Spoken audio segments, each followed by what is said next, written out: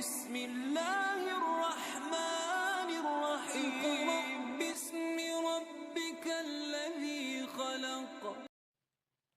Dear students, अस्सलाम वालेकुम। आज हम फर्स्ट ईयर फिज़िक्स के चैप्टर 9 से टॉपिक 9.1 इलेक्ट्रिक करंट डिस्कस करेंगे। आज के लेक्चर में हम कौन से अहम पॉइंट डिस्कस करने वाले हैं, पहले उनकी बात कर लेते हैं। सबसे पहले तो हम बताएंगे कि इलेक्ट्रिक करंट क्या होता है।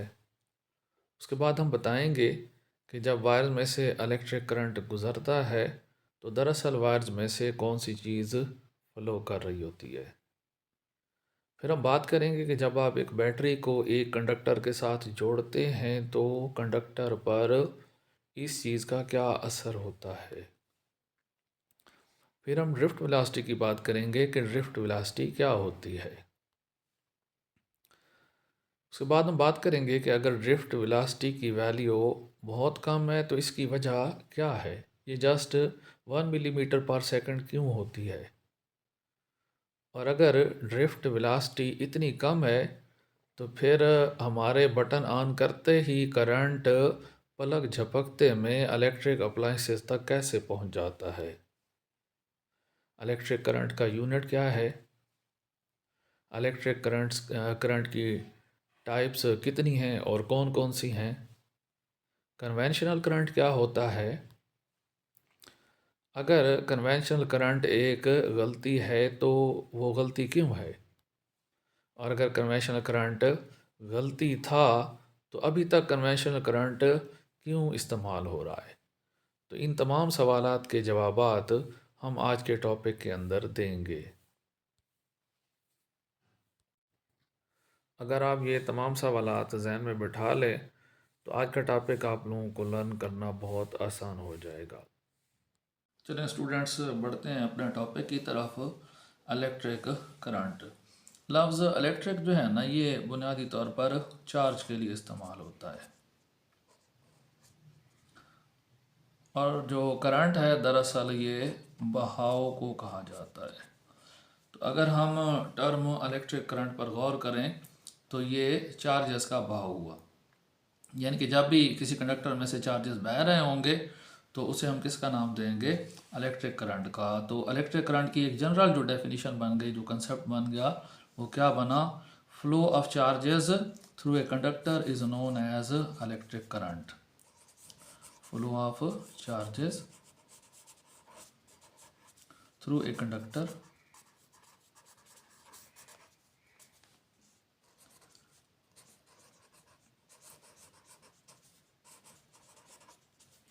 is called electric current।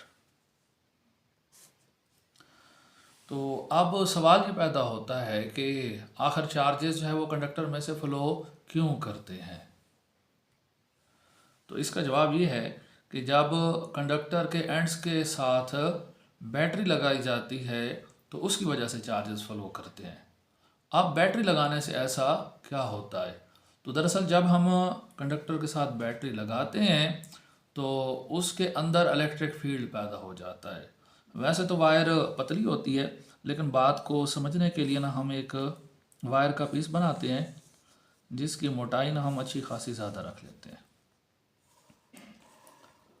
तो अभी इस वायर के अंदर कोई इलेक्ट्रिक फील्ड मौजूद नहीं है, लेकिन जैसे ही हम इसको बैटरी के साथ जोड़ेंगे तो इस पूरी की पूरी तार के अंदर इलेक्ट्रिक फील्ड पैदा हो जाएगा। फ़र्ज़ करें ये बैटरी का पॉजिटिव टर्मिनल है और इस तरफ हो गया नेगेटिव टर्मिनल। तो ये तो आप लोगों को यकीनन पता होगा कि बैटरी के पॉजिटिव टर्मिनल को लंबी लाइन से और नेगेटिव टर्मिनल को छोटी लाइन से ज़ाहिर किया जाता है। तो जैसे ही हमने इस वायर को बैटरी के साथ जोड़ा हुआ है तो यूँ समझ लें कि ये इसकी जो ये साइड है ना सारी, ये पॉजिटिव हो गई और ये वाली साइड क्या हो गई, नेगेटिव। जैसे वो कैपेसिटर की प्लेटें होती हैं ना, तो वायर के एंड्स को आप वैसा ही कंसीडर कर लें। तो अब ना इस पूरी वायर के अंदर इलेक्ट्रिक फील्ड पैदा हो गया है जिसकी डायरेक्शन पॉजिटिव से अवे टवर्ड्स नेगेटिव होगी। यहाँ पर भी इलेक्ट्रिक फील्ड होगा, इधर भी इलेक्ट्रिक फील्ड होगा, यहाँ पर भी, पूरी की पूरी वायर के अंदर।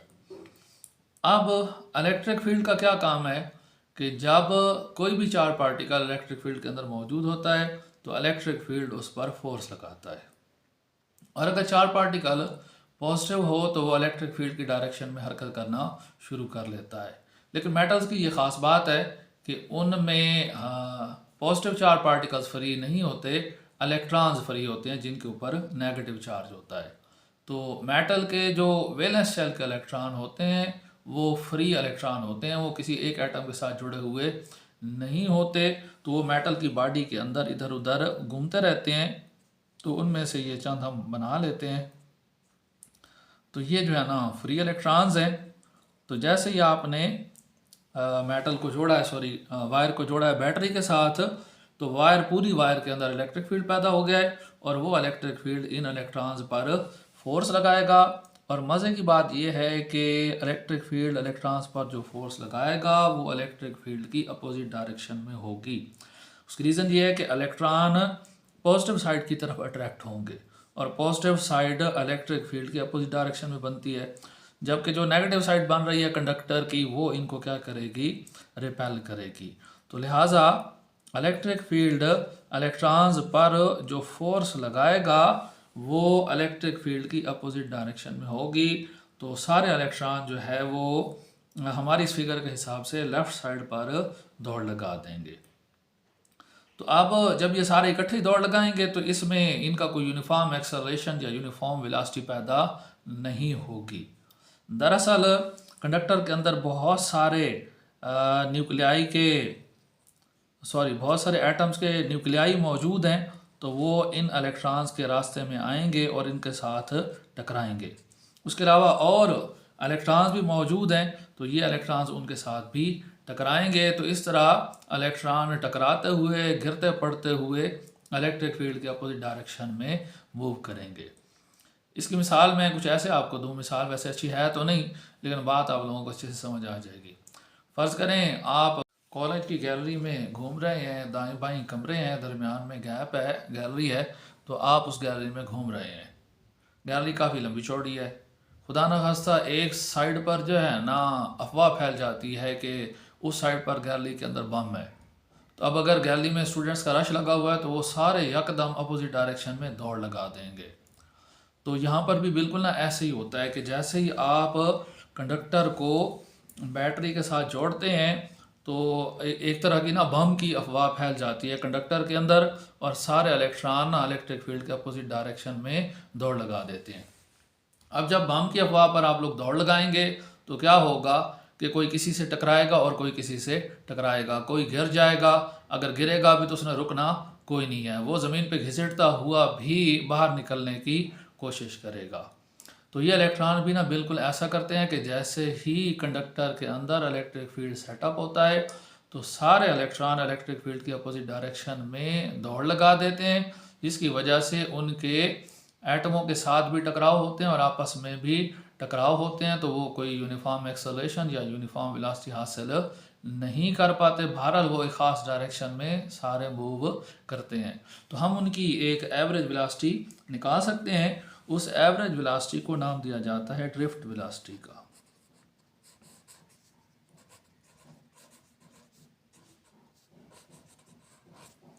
तो ये जो ड्रिफ्ट वेलोसिटी है ये तमाम इलेक्ट्रॉन्स के बहाव की वजह से तमाम इलेक्ट्रॉन की एवरेज वेलोसिटी है और इसकी मकदार इंतहाई कम होती है। ये बनती है जस्ट 1 मिलीमीटर पर सेकंड, यानी कि मजमूई तौर पर जो इलेक्ट्रॉन है वो 1 सेकंड के अंदर सिर्फ 1 मिलीमीटर डिस्टेंस कवर करते हैं।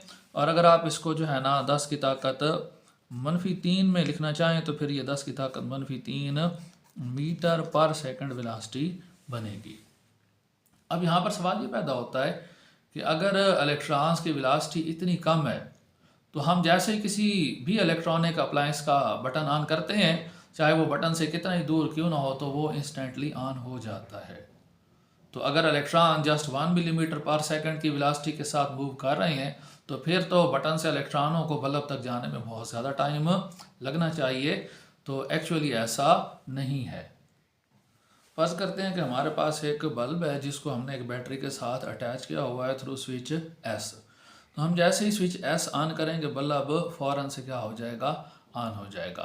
तो इसकी वजह यह है कि जैसे ही ना आप स्विच ऑन करते हैं तो बैटरी की वजह से इस पूरी तार के अंदर इलेक्ट्रिक फील्ड पैदा हो जाता है। तो सिर्फ ये नहीं होगा कि जिधर आपने बटन ऑन किया इधर करीब ही इलेक्ट्रिक फील्ड पैदा होना, पूरी तार के अंदर यकदम इलेक्ट्रिक फील्ड पैदा हो जाता है, क्योंकि तार का समझ लें कि ये वाला जो एंड है ये पॉजिटिव एंड हो गया और ये वाला एंड क्या हो गया, नेगेटिव। तो दो अपोजिट चार्जेस के दरमियान इलेक्ट्रिक फील्ड पैदा होता है, तो यहाँ पूरी तार के अंदर इलेक्ट्रिक फील्ड पैदा हो जाएगा। तो जब पूरी तार के अंदर इलेक्ट्रिक फील्ड पैदा हुआ है तो वो तमाम इलेक्ट्रॉन्स पर यकदम फोर्स लगाएगा, मतलब जो इधर इलेक्ट्रॉन खड़े हैं उन पर भी फोर्स लगेगी, जो इलेक्ट्रॉन यहाँ पर मौजूद है उन पर भी फोर्स लगेगी, जो इलेक्ट्रॉन यहाँ पर मौजूद है उन पर भी फोर्स लगेगी, इधर वालों पर भी लगेगी, यहाँ वालों पर भी लगेगी और यहाँ वालों पर भी लगेगी। तो तार के सारे इलेक्ट्रॉन अचानक से ही उस फोर्स के ज़ेर असर आ जाते हैं और सारे इकट्ठे ही मूव करना शुरू कर लेते हैं। तो इस वजह से जैसे ही हम इलेक्ट्रिक अप्लायंस का बटन ऑन करते हैं तो फ़ौरन से वो अप्लायंस ऑन हो जाता है, क्योंकि वहाँ पर उस अप्लायंस के अंदर भी जो इलेक्ट्रॉन मौजूद होते हैं उन पर भी इलेक्ट्रिक फील्ड फौरी तौर पर असर करता है और वो हरकत में आ जाते हैं, जिससे अप्लायंस को एनर्जी मिलती है और वो ऑन हो जाता है। अच्छा स्टूडेंट्स, यहाँ पर एक छोटी सी बात की वजाहत कर दूँ कि बहुत सारी की बुक्स के अंदर, कहना तो शायद नहीं चाहिए, की बुक्स के अंदर ना ये जो ड्रिफ्ट वेलोसिटी है इसको यूनिफॉर्म वेलोसिटी कहा जाता है। तो ये बात बिल्कुल गलत है, ड्रिफ्ट वेलोसिटी यूनिफॉर्म वेलोसिटी नहीं है, क्योंकि यूनिफॉर्म वेलोसिटी के लिए इलेक्ट्रॉन्स को मुसलसल सीधी लाइन में सेम मैग्नीट्यूड ऑफ वेलोसिटी के साथ हरकत करनी पड़ेगी। तो कंडक्टर के अंदर ये चीज़ पॉसिबल ही नहीं होती, क्योंकि वो दूसरे इलेक्ट्रॉन से बार बार टकराते हैं और मेटल के एटम से भी बार बार टकराते हैं, जिसकी वजह से उनकी वेलोसिटी की मिकदार और डायरेक्शन हर लम्हा तब्दील होती रहती है। तो लिहाजा उनकी वेलोसिटी किसी भी तरह से यूनिफॉर्म नहीं हो सकती। जी, तो स्टूडेंट्स, हमने इलेक्ट्रिक करंट का जो बेसिक आइडिया है वो ले लिया है। अब हम इस लेवल तक पहुंच चुके हैं कि हम इलेक्ट्रिक करंट को बाकायदा से डिफ़ाइन कर सकें। तो वैसे जनरल जो कंसेप्ट हमने लिया था कि जब भी किसी कंडक्टर में से चार्जेस हरकत कर रहे हो तो हम उसको इलेक्ट्रिक करंट कहते हैं, लेकिन हम बाकायदा इसकी डेफिनेशन को यूँ करते हैं कि amount of electric charge passing through any cross section of wire in unit time is known as electric. Amount of charge passing through any cross section of wire in unit time is called electric current। Charge की वो मिकदार जो किसी conductor के किसी भी cross section में से unit time इकाई वक्त के दौरान गुजरती है वो क्या कहलाती है, इलेक्ट्रिक करंट कहलाती है। तो इलेक्ट्रिक करंट को जनरली आई से ज़ाहिर किया जाता है। तो हमने बात की थी कि यूनिट टाइम में गुजरने वाला चार्ज, तो चार्ज को क्यू से ज़ाहिर किया जाता है, ये हम ऊपर लिखेंगे, और टाइम को टी से ज़ाहिर किया जाता है, तो ये हम नीचे लिखेंगे। अच्छा, बाज़ दफ़ा इस फार्मूला में जो है ना हम स्मॉल आई भी इस्तेमाल कर लेते हैं, तो small I is equal to Q over T. तो ये इक्वेशन हम इस शक्ल में भी राइट कर सकते हैं। और बाज़ दफ़ा ये जो क्यू है वो डेल्टा क्यू और टी जो है वो डेल्टा टी की शक्ल में भी लिखा जाता है। तो इस तरह भी इक्वेशन हो सकती है, I is equal to delta Q over delta T. तो बहरहाल जो मौजूदा नई बुक है उसके हिसाब से ये इक्वेशन आपने राइट करनी है, I is equal to Q over T.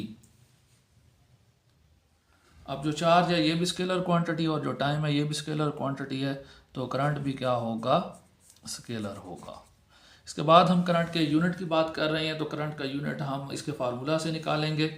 ऊपर चार्ज है तो चार्ज का जो यूनिट होता है वो होता है कूलम, और नीचे टाइम है तो टाइम का यूनिट होता है सेकंड।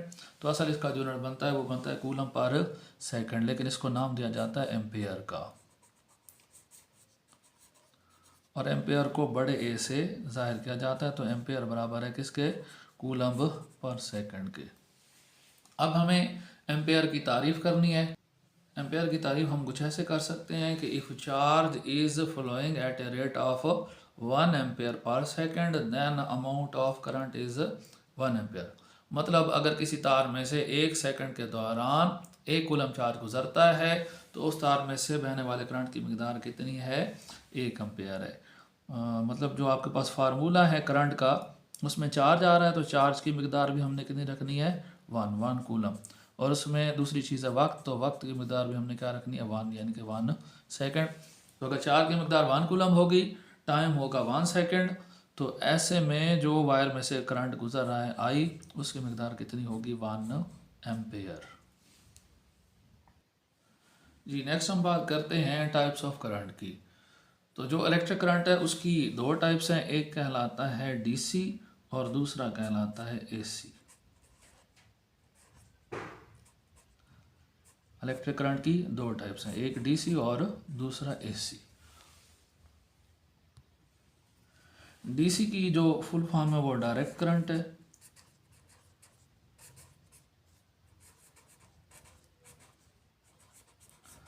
डायरेक्ट करंट आमतौर पर बैटरी से हासिल किया जाता है और इसकी डायरेक्शन हमेशा एक ही सिमत में रहती है, उसमें तब्दीली नहीं आती। फर्ज करें हमारे पास एक बैटरी है, उसके ऊपर आपने देखा होगा दो टर्मिनल होते हैं, एक टर्मिनल पॉजिटिव होता है, दूसरा नेगेटिव होता है। तो इन्हें बैटरी के पोल्स भी कहा जाता है और ये जो पॉजिटिव और नेगेटिव है ये बैटरी की पोलैरिटी भी कहलाती है। तो बैटरी का जो पॉजिटिव टर्मिनल होता है वो हमेशा पॉजिटिव रहता है और जो नेगेटिव होता है वो हमेशा नेगेटिव रहता है, मतलब बैटरी की पोलैरिटी हमेशा सेम रहती है। फ़र्ज़ करें हमने बैटरी की मदद से जो है ना एक बल्ब ऑन करना है, तो अब जैसे ही हम इस बल्ब को तार की मदद से बैटरी के साथ जोड़ेंगे तो इसमें वायर में से करंट चलना शुरू हो जाएगा। तो अभी आपको नज़र आ रहा होगा कि जो करंट है वो क्लॉकवाइज डायरेक्शन में फ़्लो कर रहा है। तो हमेशा ही ये करंट इसमें से क्लॉकवाइज डायरेक्शन में फ़्लो करता रहेगा, यानी कि इसकी जो है ना डायरेक्शन तब्दील नहीं होगी। तो दरअसल इसको यूनी डायरेक्शनल करंट कहा जाता है। यूनी डायरेक्शनल से डायरेक्शन का लफ्ज़ लिया गया है और डायरेक्शन के लफ्ज़ को मुखफ़्फ़ करके ना डायरेक्ट बना दिया गया है, यानी कि ऐसा करंट जिसकी डायरेक्शन एक ही तरफ हो। तो डायरेक्ट के साथ आगे क्या आ गया, करंट इस तरह बन गया डायरेक्ट करंट डीसी।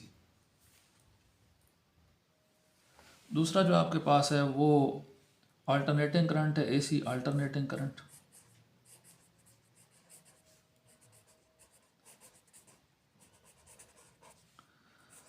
अल्टरनेट का मतलब होता है तब्दील होना। तो दरअसल जो अल्टरनेटिंग करंट है वो हर लम्हा अपनी डायरेक्शन तब्दील करता है, तो इस वजह से उसे क्या कहा जाता है, अल्टरनेटिंग करंट कहा जाता है। अल्टरनेटिंग करंट आमतौर पर जनरेटर से पैदा होता है। ये जनरेटर की अलामत है, मद सी बना देनी है आपने, उसके गिर सर्कल लगा देना है, तो ये आपका हो गया अल्टरनेटिंग करंट। अब जो जनरेटर के पोल्स होते हैं ना वो फिक्स कोई नहीं रहते, एक लम्हा एक पोल पॉजिटिव होगा और अगले ही लम्हा वो क्या हो जाएगा, नेगेटिव। फ़र्ज़ करें अभी ये वाला पोल पॉजिटिव है और ये क्या है, नेगेटिव है, तो आपने जो है ना एक बल्ब जोड़ दिया जनरेटर के साथ और आप उसको इस जनरेटर की मदद से चला रही हैं। तो पहले लम्हे जो करंट है ना वो क्लॉकवाइज डायरेक्शन में फ़्लो करेगा, क्योंकि बैटरी का लेफ़्ट वाला पोल जनरेटर का लेफ़्ट वाला पोल पॉजिटिव है और राइट वाला पोल नेगेटिव है। लेकिन अगले ही लम्हे जनरेटर की जो पोलैरिटी होगी वो रिवर्स हो जाएगी, पॉजिटिव पोल नेगेटिव बन जाएगा और नेगेटिव पोल पॉजिटिव बन जाएगा। जैसे ही पोल्स रिवर्स होंगे तो करंट भी क्या हो जाएगा, रिवर्स हो जाएगा। ये पोल अब पॉजिटिव बन चुका और ये पोल नेगेटिव। तो अब जो करंट की डायरेक्शन होगी वो कुछ ऐसे होगी, यानी कि अब करंट जो है वो लेफ़्ट साइड से स्टार्ट लेगा और राइट साइड पर एंड होगा। तो अब देखें तो करंट की डायरेक्शन क्या हो गई, एंटी क्लॉकवाइज। पहले क्लॉकवाइज थी, अब क्या हो गई, एंटी क्लॉकवाइज। तो इस वजह से इस करंट को क्या कहा जाता है, अल्टरनेटिंग करंट। अगर आपने इसकी मज़ीद डिटेल देखनी है तो इस पर मैंने डिटेल में लेक्चर दिया हुआ है, तो उसका लिंक ऊपर शो हो रहा होगा, तो आप उस लेक्चर में जाकर इसको मज़ीद तफसील के साथ समझ सकते हैं। हमारे इस टॉपिक का एक अहम हिस्सा कन्वेंशनल करंट है। तो कन्वेंशन जो है ना बुनियादी तौर पर रिवाज को कहा जाता है या रिवायत को कहा जाता है। रिवाज या रिवायत एक ऐसी चीज़ होती है जो पुराने ज़माने से चलती आ रही है और उसे ऑथेंटिक माना जाए। तो कन्वेंशनल का करंट पुराने दौर से चला आ रहा है, उसे ऑथेंटिक माना जाता है।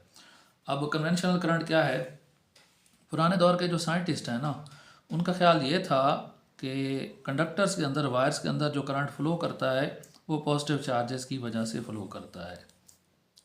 फर्ज करते हैं कि हमारे पास एक बैटरी है, ये उसका हो गया पॉजिटिव टर्मिनल, ये उसका हो गया नेगेटिव टर्मिनल। आपने एक बल्ब इसके साथ लगा दिया है और वायर में से करंट चलना शुरू हो गया। तो अब पुराने दौर के जो साइंटिस्ट हैं उनके मुताबिक ये करंट किसकी वजह से फ़्लो कर रहा है, पॉजिटिव चार्जेस की वजह से। मतलब वायर्स में कौन सी चीज़ चल रही है, पॉजिटिव चार्जेस। तो वो करंट जो पॉजिटिव चार्जेस की वजह से बैटरी के हायर पोटेंशियल वाले टर्मिनल से लोअर टर्मिनल वाले पोटेंशियल की तरफ फ्लो करता है, उसे हम नाम देते हैं किसका, कन्वेंशनल करंट का। तो स्टूडेंट्स ये उस दौर की बात है जब एटम का स्ट्रक्चर मालूम नहीं था, मतलब साइंटिस्ट को ये पता नहीं था कि एटम के मरकज़ के अंदर क्या मौजूद है, न्यूक्लियस मौजूद है, और न्यूक्लियस के गिर्द क्या रिवॉल्व कर रहे हैं, इलेक्ट्रॉन रिवॉल्व कर रहे हैं। तो अब तो सब जानते हैं कि पॉजिटिव चार्ज है वो न्यूक्लियस के अंदर होता है और वो फिक्स होता है, वो अपनी जगह से हरकत नहीं कर सकता, जबकि इलेक्ट्रॉन जो उन पर नेगेटिव चार्जेस है और उनमें से कुछ इलेक्ट्रॉन्स फ्री हो सकते हैं और वो क्या कर सकते हैं, हरकत कर सकते हैं। तो पुराने दौर के साइंटिस्ट को ये गलती लगी कि जो मूव करने वाले चार्जेस हैं वो पॉजिटिव चार्जेस हैं, नेगेटिव चार्जेस नहीं हैं। तो इस वजह से उन्होंने पॉजिटिव चार्जेस के फ्लो को इलेक्ट्रिक करंट कंसीडर किया। तो उनका ये आइडिया बेसिकली गलत बनता है, लेकिन मज़े की बात ये है कि ये आइडिया बिल्कुल उसी तरह आज भी चल रहा है जैसे पुराने दौर में चल रहा था। और उससे ज़्यादा इंटरेस्टिंग बात यह है कि उन्होंने जितनी भी डेरिवेशंस और इक्वेशंस बनाई थी इस बात की बुनियाद पर, तो उनमें से कोई भी गलत नहीं हुई, वो सारी की सारी यूँ की त्यों बिल्कुल दुरुस्त चल रही हैं। तो चले आए इस बात को समझते हैं कि ये गलत आइडिया भी दुरुस्त साबित क्यों हुआ है और आज तक क्यों चल रहा है। पहली बात तो ये है कि हमारे जो इलेक्ट्रिकल अप्लायंसेस हैं जो कि इलेक्ट्रिक करंट पर चलते हैं, दरअसल वो इलेक्ट्रिक करंट पर नहीं चलते। क्या कहा मैंने कि इलेक्ट्रिक अप्लायंसेस जो इलेक्ट्रिक करंट पर चलते हैं, दरअसल वो इलेक्ट्रिक करंट पर नहीं चलते, असल में वो एनर्जी पर चलते हैं। इलेक्ट्रिक करंट का काम सिर्फ उस एनर्जी को सोर्स से अप्लायंस तक लेकर जाना है। मसलन इलेक्ट्रिक एनर्जी मौजूद है इस बैटरी के अंदर, तो जो इलेक्ट्रिक चार्जेस होंगे वो इसको लेकर जाएंगे बल्ब तक, बल्ब ऑन हो जाएगा, फिर ये चार्जेस हो गया एनर्जी से खाली, ये वापस आएंगे बैटरी तक, बैटरी दोबारा इनको एनर्जी देगी और बल्ब की तरफ भेज देगी, ये बल्ब को दोबारा एनर्जी पहुंचाएंगे और फिर वापस आ जाएंगे। तो इसका मतलब ये हुआ कि बल्ब की तरफ एनर्जी चाहे पॉजिटिव चार्जेस लेकर जाएं चाहे नेगेटिव चार्जेस लेकर जाएं, उससे बल्ब को कोई फ़र्क नहीं पड़ेगा।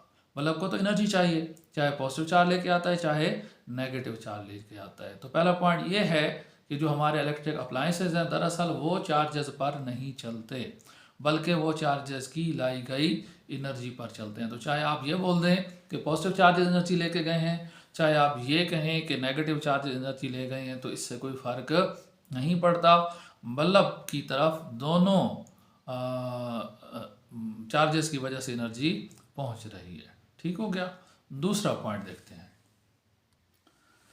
दूसरा पॉइंट ये है कि जो नेगेटिव चार्जेस का फ्लो है ना, इसको हम पॉजिटिव चार्जेस के फ्लो के इक्विवेलेंट कंसीडर कर सकते हैं, लेकिन अपोजिट डायरेक्शन में। मतलब flow of negative charges is equivalent to flow of positive charges in opposite direction. यानी कि नेगेटिव चार्जेस का भाव अगर एक डायरेक्शन में हो रहा है तो हम ये कह सकते हैं कि भाई नेगेटिव चार्जेस का भाव नहीं हो रहा, ये तो पॉजिटिव चार्जेस का भाव हो रहा है। लेकिन इसमें हमें डायरेक्शन क्या करनी पड़ेगी, रिवर्स करनी पड़ेगी। अगर negative charges anti clockwise direction में फ्लो कर रहे थे तो हम कहेंगे कि नहीं भाई नेगेटिव चार्जेस फ्लो नहीं कर रहे, ये तो पॉजिटिव चार्जेस फ्लो कर रहे हैं और पॉजिटिव चार्जेस क्लॉकवाइज डायरेक्शन में फ्लो कर रहे हैं। तो दरअसल ये दोनों बातें इक्विवेलेंट हैं, बराबर हैं। हमारा नेगेटिव चार्जेस के भाव को पॉजिटिव चार्जेस का भाव कंसीडर कर लेना, कहना गलत नहीं है, क्योंकि इन दोनों का इफेक्ट, इन दोनों का असर बिल्कुल सेम है। तो इस इक्विवेलेंसी को हम एक छोटी सी मिसाल की मदद से समझते हैं। फर्ज करते हैं कि हमारे पास एक बाउल है, प्याला है, जिसको हमने पॉजिटिव चार्ज से फिल कर रखा है। ये प्याला सारा किससे भरा हुआ है, पॉजिटिव चार्ज से।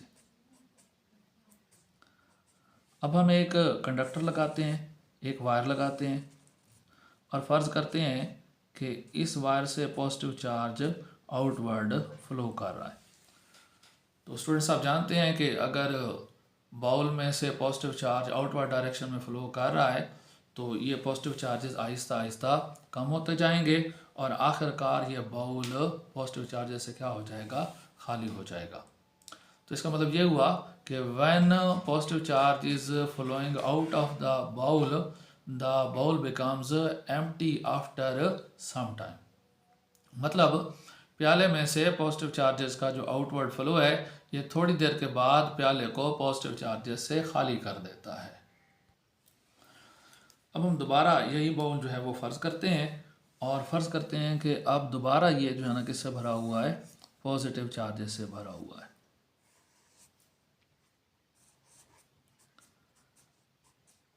फिर हम एक और कंडक्टर लेते हैं वैसा ही, और अब हम कंसीडर करते हैं कि इसमें पॉजिटिव चार्ज फ्लो नहीं कर रहा बल्कि इसमें नेगेटिव चार्ज फ्लो कर रहा है, और नेगेटिव चार्ज के फ्लो की जो डायरेक्शन है वो आउटवर्ड नहीं है बल्कि इनवर्ड है। तो यहाँ से एक नेगेटिव चार्ज इधर आएगा तो वो इस चार्ज को क्या कर देगा, न्यूट्रलाइज कर देगा। फिर और चार्ज आएगा वो और को न्यूट्रलाइज कर देगा। तो नेगेटिव चार्जेस बाउल के अंदर की तरफ फ्लो करते जा रहे हैं और थोड़ी देर के बाद बाउल फिर क्या होगा, खाली होगा। तो ये यहाँ पर पॉइंट आपने समझना है कि जब पॉजिटिव चार्जेस से भरे हुए बाउल में से पॉजिटिव चार्जेस बाहर की तरफ फ्लो कर रहे थे तब भी उसका चार्ज ख़त्म हो गया था और ज़ीरो हो गया था, और जब इसी बाउल में नेगेटिव चार्ज अंदर की तरफ फ्लो करके आते हैं तो तब इसका चार्ज ख़त्म हो जाता है, ज़ीरो हो जाता है। तो इसका मतलब क्या हुआ कि पॉजिटिव चार्ज के बाहर की तरफ फ्लो करने का जो असर है वो नेगेटिव चार्ज के अंदर फ्लो करने के असर के क्या है, बराबर है। तो लिहाजा हम कह सकते हैं कि जो नेगेटिव चार्ज बाउल के अंदर इनवर्ड फ्लो कर रहा है, इसकी जगह अगर हम यूँ बोल दें कि पॉजिटिव चार्ज बाउल से आउटवर्ड फ्लो कर रहा है, तो ये हमारा ये कहना गलत नहीं होगा, क्योंकि दोनों चीज़ों का जो असर है वो बराबर है। पहले केस में भी बाउल का पॉजिटिव चार्ज ग्रेजुअली ख़त्म हो जाता है और दूसरे केस में भी बाउल का नेगेटिव चार्ज पॉजिटिव चार्ज ख़त्म हो जाता है। तो लिहाजा जो कन्वेंशनल करंट है वो आज भी गलत नहीं है। जहाँ पर नेगेटिव चार्जेस फ्लो कर रहे होते हैं हम कंसिडर कर लेते हैं कि वहाँ पर पॉजिटिव चार्जेस अपोजिट डायरेक्शन में फ्लो कर रहे हैं, तो इस करंट को कन्वेंशनल करंट कहेंगे। लेकिन इसको ना इक्विवेलेंट करंट कहा जाता है। क्या कहा जाता है इसको? Equivalent current. तो इक्विवेलेंट हम इसको इस वजह से कह रहे हैं क्योंकि रियल जो करंट है ना वो नेगेटिव चार्जेस की वजह से है, लेकिन हर जगह कन्वेंशनल करंट इक्विवेलेंट करंट नहीं होता। बाज़ सिचुएशन में ये रियल भी होता है, क्योंकि डिफरेंट किस्म के जो कंडक्टर्स हैं ना उनमें चार्ज कैरियर डिफरेंट होते हैं। चार्ज कैरियर से मुराद वो पार्टिकल हैं जिन पर चार्ज होता है। मसलन मेटल्स के केस में चार्ज कैरियर जो है वो इलेक्ट्रॉन है, और अगर आप इलेक्ट्रोलाइट की बात करेंगे तो उनके केस में पॉजिटिव और नेगेटिव आयन होते हैं चार्ज कैरियर, और अगर आप गैसेस की बात करेंगे तो उसमें पॉजिटिव आयन और नेगेटिव इलेक्ट्रॉन होते हैं। तो अगर तो आप मेटालिक कंडक्टर की बात करेंगे तो उसमें फिर कन्वेंशनल करंट इक्विवेलेंट करंट ही होगा। लेकिन अगर आप इलेक्ट्रोलाइट की बात करते हैं तो उसमें जो पॉजिटिव चार्जेस की वजह से करंट बनेगा वो रियल कन्वेंशनल करंट होगा, और जो नेगेटिव चार्जेस वाला करंट है उसमें आपको इक्विवेलेंट कन्वेंशनल करंट लेना पड़ेगा। ऐसे ही गैसेस में जो पॉजिटिव आयंस की वजह से पॉजिटिव चार्जेस की वजह से करंट फ्लो करेगा वो रियल कन्वेंशनल करंट होगा, और जो नेगेटिव इलेक्ट्रॉन्स का करंट है उसके लिए आपको इक्विवेलेंट कन्वेंशनल करंट लेना पड़ेगा। लास्ट पे एक अहम बात क्लियर कर दूं कि जब आप इलेक्ट्रिक करंट की इस तरह इस्तेमाल करते हैं तो उसमें हर तरह के चार्जेस के बहाव वाला करंट आ जाता है, चाहे वो पॉजिटिव हो चाहे वो नेगेटिव हो। जब आप कन्वेंशनल करंट कहते हैं तो फिर ये पॉजिटिव चार्जेस के बहाव वाला करंट होता है। हाँ, इसमें यह है कि सम टाइम ये रियल होता है और सम टाइम आप इसको एज इक्विवेलेंट ले रहे होते हैं। अगर आपने प्योरली इलेक्ट्रॉन्स के करंट की बात करनी हो, जैसा कि रियल में मेटल्स में से जो है ना इलेक्ट्रॉन्स का करंट फ्लो करता है, तो फिर आप टर्म इस्तेमाल करेंगे इलेक्ट्रॉनिक करंट, फिर आप उसको इलेक्ट्रिक करंट नहीं कहेंगे। और जब आप इलेक्ट्रॉनिक करंट कहेंगे तो ये फिर बैटरी के नेगेटिव टर्मिनल यानी कि लो पोटेंशियल से शुरू होगा और पॉजिटिव टर्मिनल यानी कि हायर पोटेंशियल पर एंड होगा। लास्ट पे हम वो तमाम सवालात डिस्कस कर लेते हैं जो इस टॉपिक में से बतौर MCQ या शॉर्ट क्वेश्चन आ सकते हैं। इसके अलावा अगर आप लोग टॉपिक तैयार कर लेते हैं तो टॉपिक तैयार करने के बाद आप इन सवालात को बतौर टेस्ट यूज़ कर सकते हैं। मतलब इधर से आप क्वेश्चन सुनते जाएं और अपने जहन में आप आंसर रिपीट करते जाएं। अगर आपको आंसर आता है तो फिर तो आपका टॉपिक तैयार हो गया है, और अगर आपका आंसर भूल रहा है तो इसका मतलब है कि टॉपिक अच्छे से तैयार नहीं हुआ।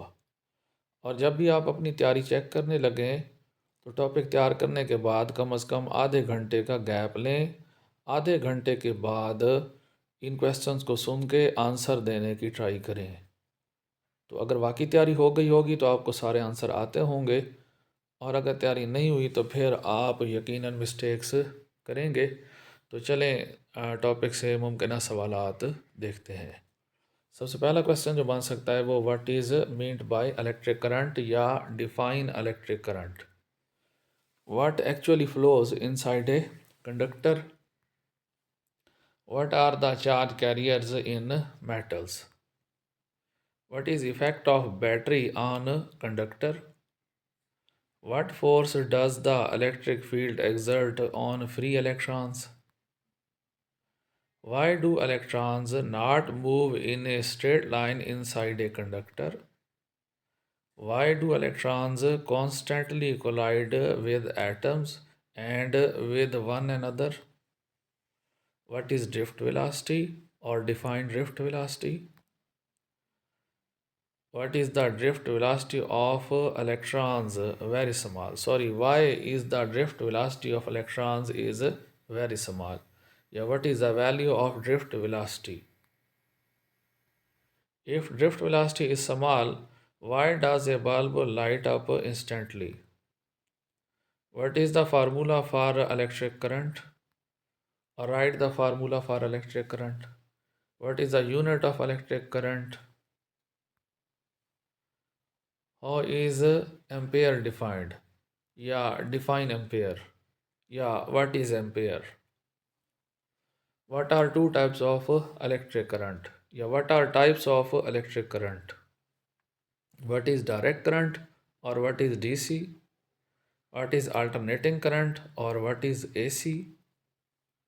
How does DC differ from AC? या ये सवाल ऐसे भी हो सकता है, differentiate between DC and AC। या ऐसे पूछा जा सकता है, differentiate between alternating current and direct current. What type of current is produced by batteries?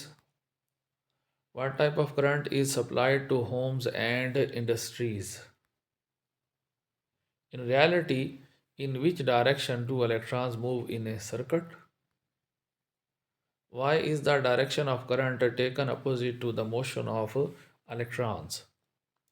What is conventional current? Why was the concept of conventional current kept even after discovering electrons? उम्मीद है आप लोगों को आज का topic अच्छी तरह समझ आ गया होगा। टेक केयर, अल्लाह हाफिज़।